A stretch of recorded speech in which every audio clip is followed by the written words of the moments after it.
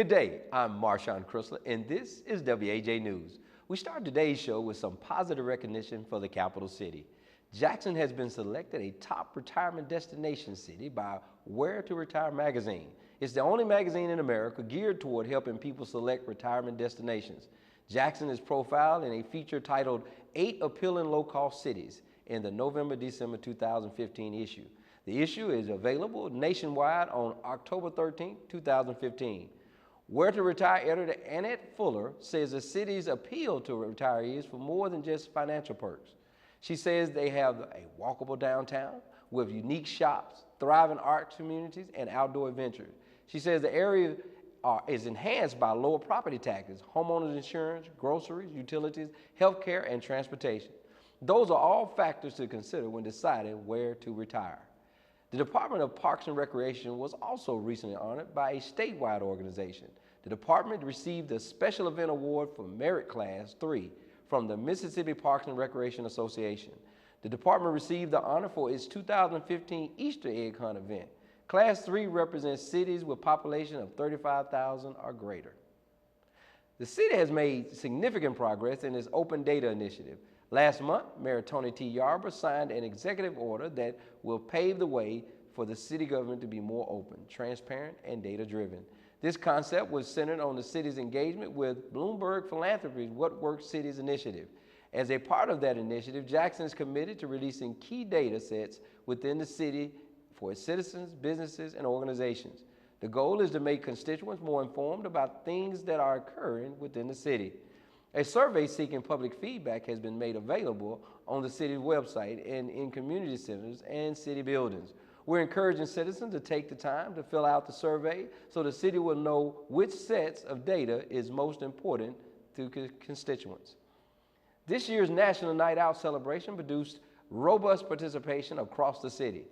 Dozens of neighborhood associations organized block parties and cookouts as part of the national crime prevention effort.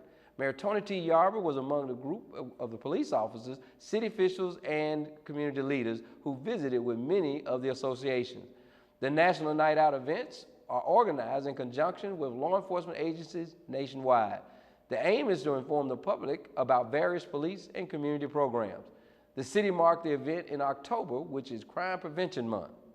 I think if you ask the police chief and the rest of the command staff, what they'll tell you is that through our community policing efforts, that's the reason why we've seen these dramatic drops in crime, and particularly in places where there are units like this, community, whether it's a neighborhood association or whether it's a neighborhood watch association. That's why we've been able to see this, because of these kinds of units. It's very important that neighbors get together, because sometimes you do not know the neighbor that's next door to you. So a night like this, we have music, we have food, we have fun, we have fellowship. They can come out and get to meet the neighbors. And it's very important that we get to see each other so you'll know who live next door to you. It's very important to help fight crime and everything else. We'll be right back with more WAJ News. Hi, I'm Mayor Tony Yarber. And I'm Jackson Police Chief Lee Vance. Here in the city of Jackson, we recognize that you're our #1 crime-fighting resource. So we're providing you with a tool to help us respond to criminal activity in a timely manner. Tip 411 allows residents to text or submit crime tips. Your name is not important, your information is. Officers will receive your messages and react in real time. My #1 priority is your safety. This tool helps us work together to make Jackson a safer place. I'm now joined in the studio by Reverend Sam Gleese, the ADA Compliance Coordinator for the City of Jackson, and also Mr. Greg Riley, the Division Manager for Family Youth. Glad to have you gentlemen in the studio, and certainly glad to have you doing the things that you do to make our city a better place.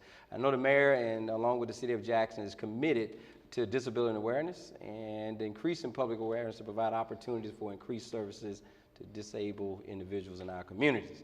So we know that you gentlemen are going to share some good information that the city is doing specifically to increase that awareness.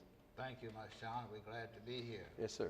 It's an honor to be on this program, and the City of Jackson, through Mayor Yarber and the employees of the city, is making an effort to make sure that citizens with disabilities are received as people with capabilities more so than disabilities. The month of October nationwide is observed as Employed Persons with Disabilities Month. And in conjunction with that, we try to put on activities that will first introduce the public to the disability community and at the same time introduce the disability community to the public, because all of us are just regular, ordinary human beings. Some have some limitations, others do not have.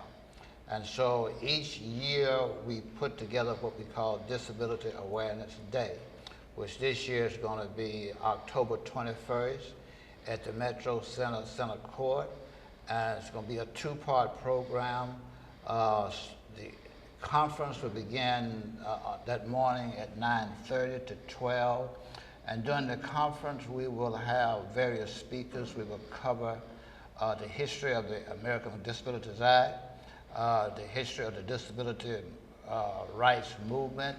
A lot of people don't realize, but there is a movement going on in the country by people with disabilities to acquire their first-class rights.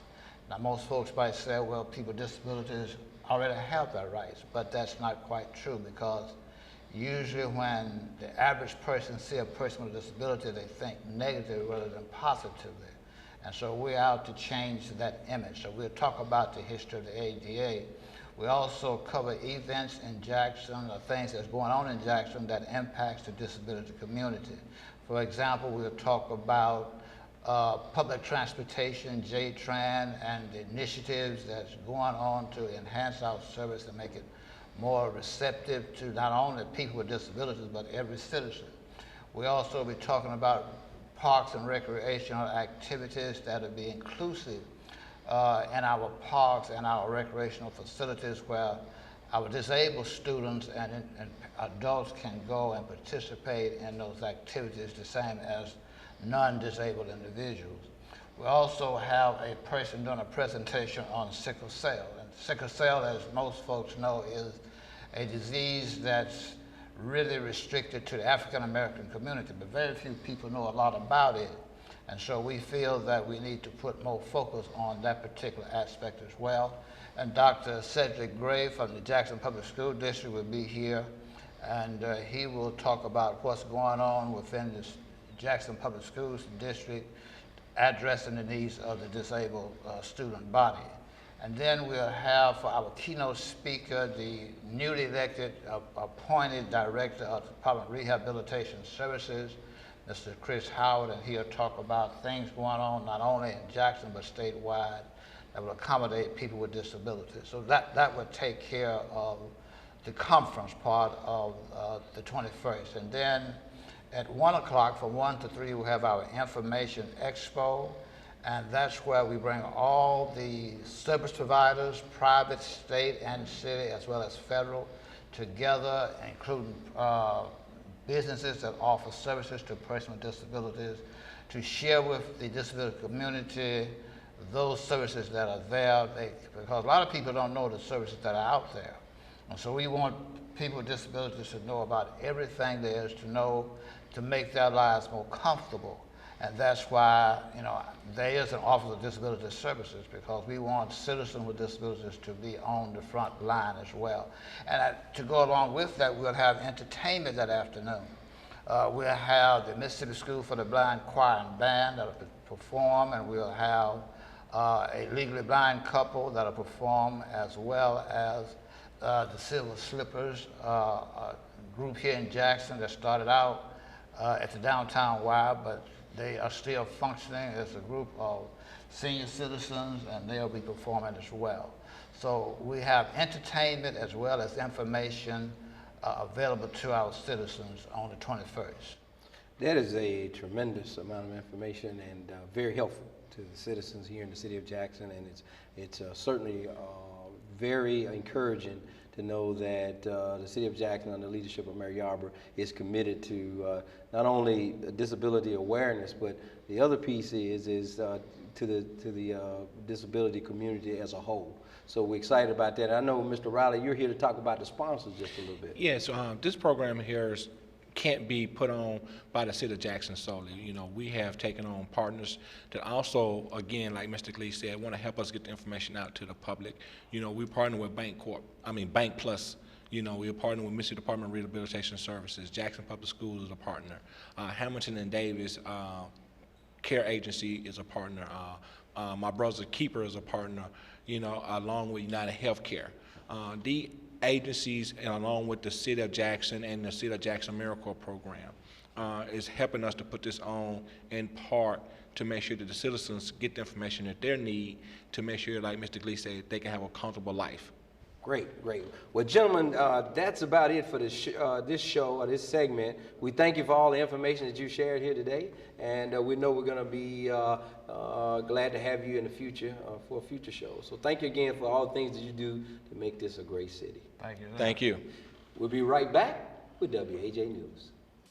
AmeriCorps strengthens communities and develops leaders through community service. Are you ready to make a difference? AmeriCorps allows you to use your energy and talents to help others while earning money and gaining job skills. If you are age 18 or older, AmeriCorps is waiting for you. Welcome back to WAJ News. The City of Jackson's Department of Parks and Recreation Programming Division will partner with the Jackson Fire and Police Departments for the annual Trunk or Treat Harvest Carnival. The event will take place on Thursday, October 29th from 4 p.m. to 8 p.m. at the Jackson Police Department Training Academy located at 3000 St. Charles Street. The admission fee is $1 per person. This event is a collaborative effort to promote public safety for citizens with exciting activities for the entire family. There will be games, space jumps, and live entertainment. Patrons will have the opportunity to visit and receive candy from different decorated trunk or treat vehicles at the event. Patrons can also purchase food, arts, and craft items from vendors on site. For more information, please contact Angela White at 601-960-0471. CPR saves hundreds and thousands of lives in the U.S. every year. But do you know CPR? Did you know the rescuer no longer has to breathe into the patient's mouth? Here's your chance to learn the latest CPR method in less than 5 minutes and at no charge. AMR and the Jackson Fire Department will offer free hands-on CPR training this month. On October 24th, the training will take place at Station 11, 3680 Terry Road, and Station 17 at 1941 Can Mart. Reservations are not required. Hours are 9 a.m. to 4 p.m. This year's Jobs for Jacksonian Career Fair was a success. Hundreds of citizens participated, interviewing with more than 100 companies. I think it's very important because, you know, there's a lot of people out there that's looking for a job, and I think if they work hard and, you know, really search, they can find what they need to get a job. Citizens interested in learning more about the program can contact Jobs for Jacksonian Coordinator Jonathan Barnett at 601-960-0377. We have Gwen Moore in our studio today. Mrs. Moore is the Community Services Supervisor. She's here today to discuss the 22nd Annual Senior Citizens Health Fair for this month. Welcome to the studio, Ms. Moore. We're glad to have you. Thank you so much for having me. Yes, ma'am. We are certainly eager to hear about this health fair and all the wonderful things you do within your division. So you just come as you are and just share a bit about the fair itself. Okay. Well, thank you. And again, this event is scheduled for Wednesday, October the 28th. And it will be held at the Jackson Convention Complex from 9 a.m. to 12 noon. Now, during this time period, 3 hours, we get quite a bit done. We have a variety of vendors that will be with us this year. As a matter of fact, we'll have more than 80 vendors will be with us. We're expecting a very huge crowd this year. Last year, our crowd exceeded 800 participants that came through.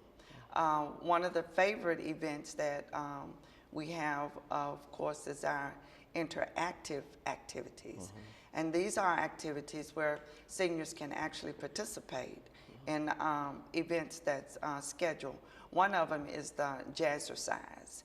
And that's where the group, the Silver Sneakers, come out and actually get the seniors involved in participating in chair aerobics or just doing some fun type activities.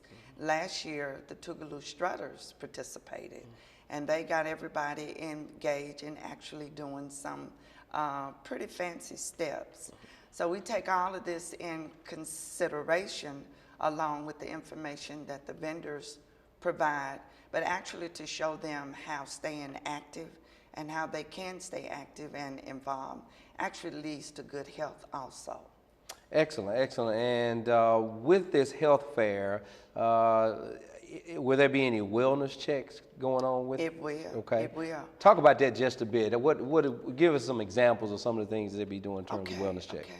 Some of the screenings that we'll have, of course, will be blood pressure checks, glucose and cholesterol screening, vision screening, bone density, kidney screening. We'll also have an individual vendor that will be there that will check hearing also. Now, the flu and pneumonia vaccines will be available. Now, these are conducted through the Mississippi State Department of Health. As long as you have Medicare Part B, you must have Part B. There is no fee for the flu or pneumonia shot. Of course, if you do not have Part B, a fee will be assessed by the health department. So we'll have all those things available October the 28th.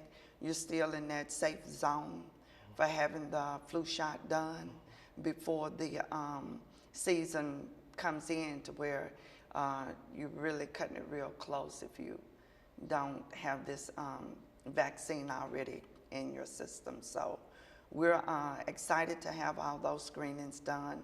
And the good part about it is there is no cost other than for the flu, but everything else is absolutely free. And we encourage all of our seniors, 55 years of age and older, to attend this event. We also encourage caregivers, because some of the vendors there will actually be there to provide information, such as information on Social Security benefits, disabilities, Medicare, Medicaid. The State Attorney General's office will be there with information on fraud and scams. The Veteran Affairs Office will be there to address any concerns that any veterans might have. Also, the Hinds County Sheriff's Department will be there. The Jackson Police Department will be there. Lieutenant Chris White from the Fire Department will be there, and he will demonstrate part of our healthful lifestyle living. He's going to demonstrate the Heimlich maneuver. Some of our seniors are parenting again. Some of our seniors are actively involved in things that go on inside the community at church or in the community centers. So learning the Heimlich maneuver, that's one way where they can always feel that if any emergency come up, they'll know the safe way to be able to assist until they can get proper care there. So we just try to provide just a gamut of resources there. The fun thing that we're going to do, of course, is the door prizes. We encourage all of our vendors to bring nice door prizes, and that just always adds to the fun and excitement. The catering staff from the convention complex each year has did a healthy food demonstration. So they'll demonstrate a healthy food item. At the end of that demonstration, all of the participants will have an opportunity to sample that healthy food item. So that's always a fun added attraction for the event. I can see that being the case, no doubt about it. And forgive me if I'm asking you to repeat yourself, but it is worth repeating. Talk a bit briefly about the registration process again. Is there a registration process? There is not a registration process for the participants, the seniors. Of course, any vendor that's interested in participating just can give me a call at area code 601-960-0335. And of course, I will share with them what they need to do to register for this event as a vendor. And give us that date again. It's Wednesday, October the 28th, 2015, from 9 a.m. to 12 noon at the Jackson Convention Complex on Pascagoula Street. It is going to be a great event. It I know is. that. We're excited. And we're excited too. And excited about having you in the studio today, Ms. Moore. We appreciate all the things that you do for our senior citizens here in the city of Jackson. Thank you. We are excited about the opportunity to have you back in the studio in the near future. So thank you for being such a great guest. Thank you. All right. We'll be right back with WAJ News. Residents of the City of Jackson can report concerns to the Constituent Services Action Line by dialing 311. Those who dial 311 will speak with a representative who will complete the report and issue a tracking number that allows residents to monitor the progress of the report. When using your mobile device and dialing 311 does not work, the alternative is to dial 601-960-1111. And as always, you can visit the city's website by logging on to www.jacksonms.gov to make a report and track the progress of the report. Welcome back to WAJ News. The City of Jackson and Mayor Yarborough are committed to the well-being of the youth in the City of Jackson. Today we have with us in the studio Ms. Bridget Townsend, who is the director of the Mayor's Youth Initiative, to talk about some of the great programs and projects that are happening in her division. Welcome, Ms. Bridget. Thank you. Glad to have you here in the studio, and we want you to sort of come as comfortably as you would like and talk about your particular division and what you do in terms of beneficial to our youth. Right. Well, we have a couple of things that's going on right now. The most pressing thing is the Mayor's Youth Council. We have released the application process for that. That will run through next Friday. We generally take those applications from our high school counselors, but they can also contact me directly. We have flyers that are on social media as well as on our city website. Any student that lives in the City of Jackson can participate in that program. They have to be 10th or 11th grade to participate. And it's a fun program. They get to meet new people. We try to have a very diverse group. They volunteer for service projects and get to be involved in government, and so it's a lot of fun, and we encourage students to apply. I will say we have such a big group, and it was so popular last year. We have about 24 returning students this year, so we don't have a whole lot of slots, so I would encourage those students, if they're interested, to go ahead and get those applications and get them back in. Awesome, and I heard you say that it's a very diverse group. Would you kind of share with the viewing audience what's the age ranges of your Like youth? I said, because they are 10th and 11th grade, most of them are somewhere around 15 to 17 years of age. We have representatives from all of our Jackson public schools, but we also get applicants from our private schools as well. As long as they live in the City of Jackson, they can go to any school and participate. So the diversity comes from not only we have ethnic diversity, but socioeconomic diversity as well. So it's a lot of fun. The kids come, they get to learn a lot from each other. My private school kids get to learn from public and vice versa. So it's a good group. I enjoy having them, and I work with them throughout the school year. So they'll be meeting and working up through May of next year. Sure, and now, so that's your Mayor's Youth Council, Right. correct? And you also do some other initiatives that go along with that. Tell us a little bit about that. Right, we do a lot of collaborating with all of our departments in the city, as well as a lot of nonprofits and other community organizations as well. I work a lot with Alignment Jackson, which is one of our partners, as well as Jackson Public Schools and other nonprofits. Right now, we're actually working with the Mississippi Museum of Art. They have a program out called the Art of Governance Project. It's going to be an art program where they're going to be developing a piece of art around the city and government. So it should be very exciting, and this program is actually run by Daniel Johnson, who's the Director of Engagement over at the museum. They also will receive a paid stipend for this project as well. And I believe that they're taking one student from each of the high schools in Jackson Public Schools. However, that application deadline ends this Friday, so if you're interested in that, I encourage you to apply for that as soon as possible.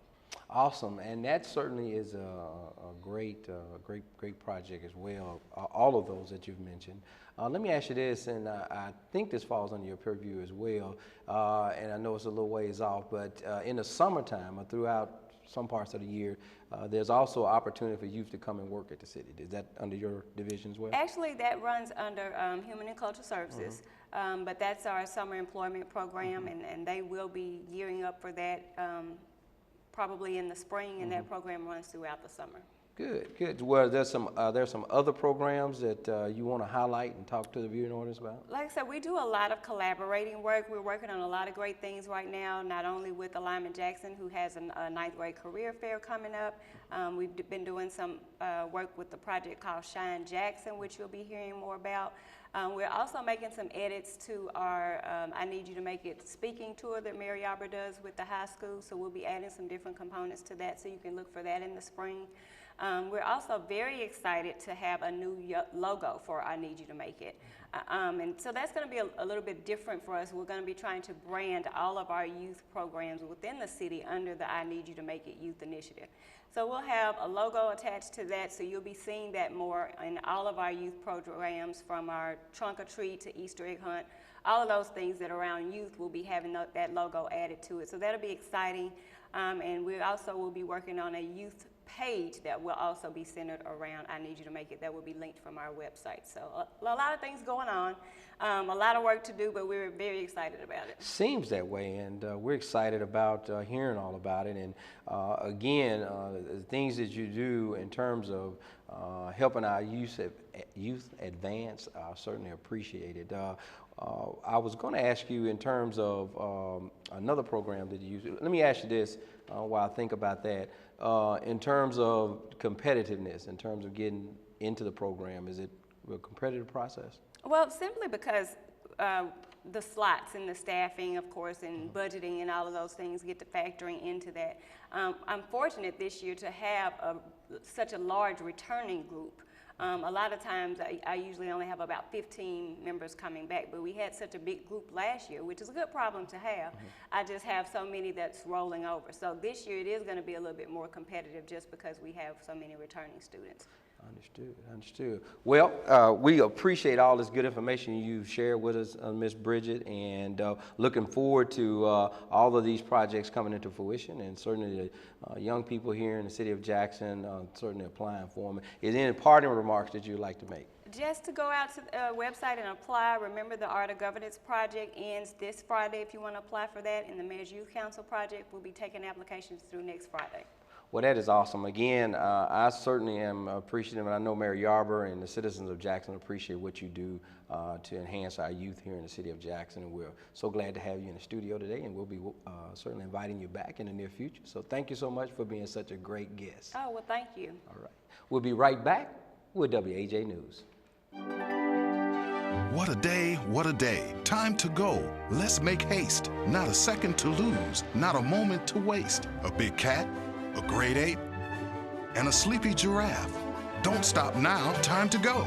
Let's make smiles and share laughs. Time with mom, fun with dad. That's a cougar, it is. Snap a pic with the fam. What a day to be kids. Lots more stuff to explore. We'll soon be on our way. Let's get cool souvenirs to remember the day. Hit the carousel now. Let's go round and around. Hey, what's under the glass? Oh, and look what I found. Frozen drinks to cool off, and if that's not enough, a fun water slide and a cool splash pad and stuff. Look at that, here we go. We can ride on a train. I don't know about you, I've got zoo on the brain. What a day, what a day. Lots to see, lots to do. Just one question to ask. How do you zoo?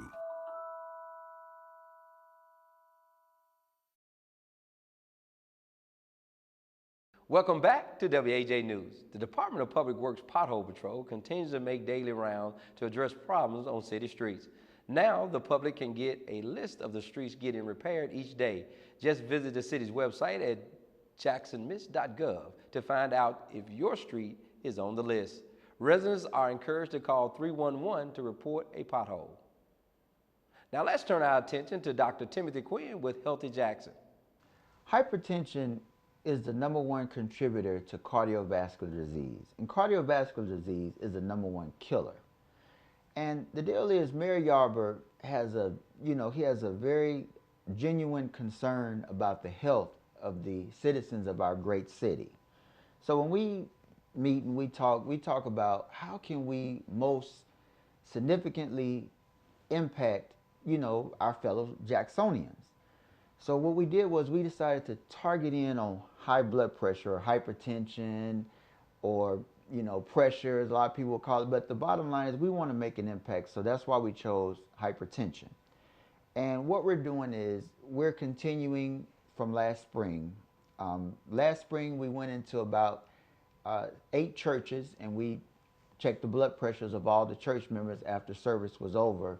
But prior to service letting out, we addressed the whole congregation of all of these 8 churches of the importance of, you know, if you have high blood pressure, you know, get diagnosed, be screened, and get treated. And we've actually screened hundreds of people already in the city of Jackson throughout these 8 churches. In addition to that, we're also going to the different work sites, working with the city workers. And we've screened hundreds of Jackson City employees for hypertension. And there have been a lot of cases where people had elevated blood pressure and didn't know it. And we were fortunate enough to, you know, give those identified individuals with high blood pressure information on how they can be treated. Now with the city employees, we're actually contacting them 2 weeks later to make sure that they did go and get treatment from their primary care physician or one of the primary care physicians that we provided on the list that was given to them. And we've had a pretty good response from the city employees that they have been going. So we're making quite an impact. And, you know, I'm very excited because we've had the participation of University of Mississippi Medical College. They've been sending out the medical students to the churches because the medical students have to get community, you know, exposure and experience by working in the community. So I'm working with Dr. Rick DeSazio at UMC, and he has the students coming out to do the screenings at the churches. And I'm so excited to announce that they also just recently gave us the nursing school. So now we have the medical students and the nursing students from University of Mississippi Medical Center. We have Holmes Community College. Delta Tech is considering to join our team. We also have Virginia College. They participated last spring and they're very excited. Mr. King with Virginia College stated that they'll definitely be on board for the fall of 2015. We're also talking with Belhaven College. They have a nursing school and they are very interested. So we have a lot of different organizations that are participating in this effort. We've had volunteers from St. Dominic's. They have an outreach program where they've been sending out RN nurses to do blood pressure checks with the city, and as well as CMMC, Central Mississippi Medical Center, which is now Merit Health. They're also participating. So it's a great project. We're diagnosing a lot of people. We're making an impact in our city. We actually had to help one lady get into the hospital, and she actually stayed for 2 days, and she was told that had she have not come, she could have possibly had a stroke. So these are the type of stories that, you know, I'm so excited to tell because Mayor Yarborough's task force is making a positive impact in the community, and we plan to continue to do so. We have 9 churches scheduled so far for the fall of 2015, and we have the different city sites already scheduled. So I am so excited that Mayor Yarborough's task force is moving ahead. Thanks, Dr. Quinn. We'll be right back with more WAJ News. Good day, Jackson. I'm Marshawn Chrysler, inviting you to join me here at PEG Network, Comcast Channel 18, on Mondays, 5:30 p.m. and 9:30 p.m. for We Are Jackson WAJ News. To learn more about your capital city, tune in. Welcome back to WAJ News. The city is urging citizens of Jackson to sign up for the Emergency Alert System Code Red. The system informs you about emergencies and provides other alerts, including boil water notices and evacuation notices. Just visit the city website at jacksonmiss.gov and click on Code Red. Help to keep our city safe by using Tip 411. Tip 411 allows residents to text or submit tips to the police anonymously.